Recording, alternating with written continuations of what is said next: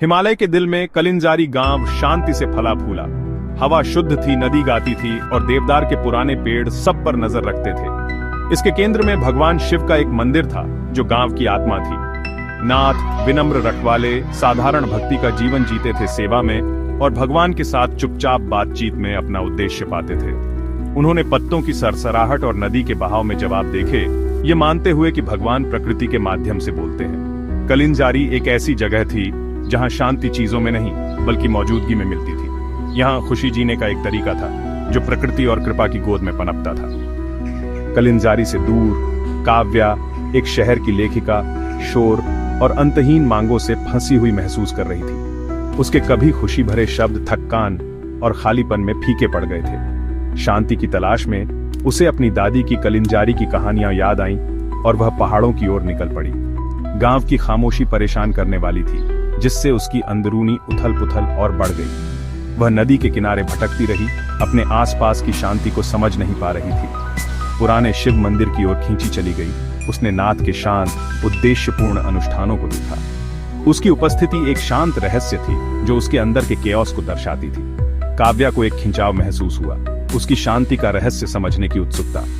ठीक होने की यात्रा चुपचाप शुरू हो चुकी थी। उत्सुकता काव्या को नदी के किनारे नाथ के पास ले गई, जहां उसने आखिरकार उनसे बात की। नाथ मुस्कुराए। शांति जगह में नहीं, पल में है।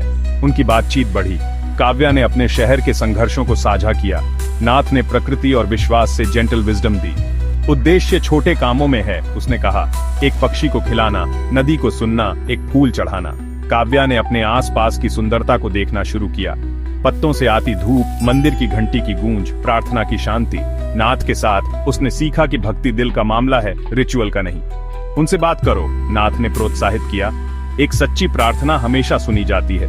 धीरे धीरे काव्या की चिंता कम हुई।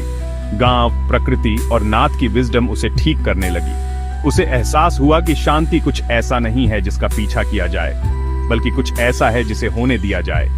कलिंजारी में वह शांत रहना, सुनना और बस होना सीख रही थी।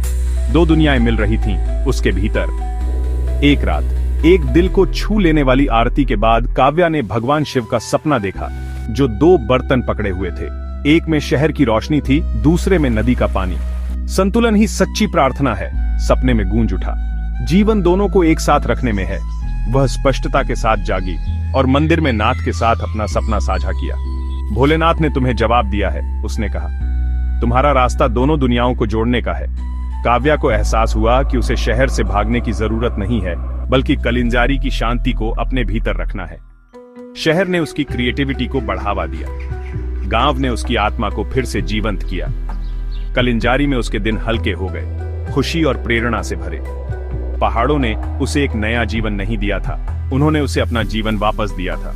वह अपने अस्तित्व की सुंदर जटिल ड्युअलिटी को अपनाने के लिए तैयार थी। काव्या कृतज्ञता के साथ कलिंजारी से चली गई। अपने साथ साइलेंस की याद के रूप में एक नदी का पत्थर ले गई। शहर में वापस आकर उसने एक पवित्र जगह बनाई। हर दिन शांत रिफ्लेक्शन के साथ शुरू करती थी। उसके काम में नई गहराई आई। उसकी सीमाएं स्पष्ट हुईं। उसकी लेखन उसकी यात्रा से प्रेरित हुई। उसकी किताब द ब्रिज बिटवीन ने एक तेज तर्रार दुनिया में अर्थ की तलाश करने वाले कई लोगों के साथ रेजोनेट किया। काव्या अक्सर कलिंजारी लौटती थी, नाथ और उसे मिली शांति के साथ फिर से जुड़ती थी। उसने सीखा कि सच्ची शांति कैओस की अनुपस्थिति नहीं है, बल्कि उसके भीतर शांति है। अंतिम मंजिल एक जगह नहीं थी, बल्कि उसकी आत्मा के भीतर संतुलन की स्थिति थी। कृपा और साधारण विजडम के मार्गदर्शन में काव्या की यात्रा भीतर सैंक्चुअरी खोजने की कहानी बन गई।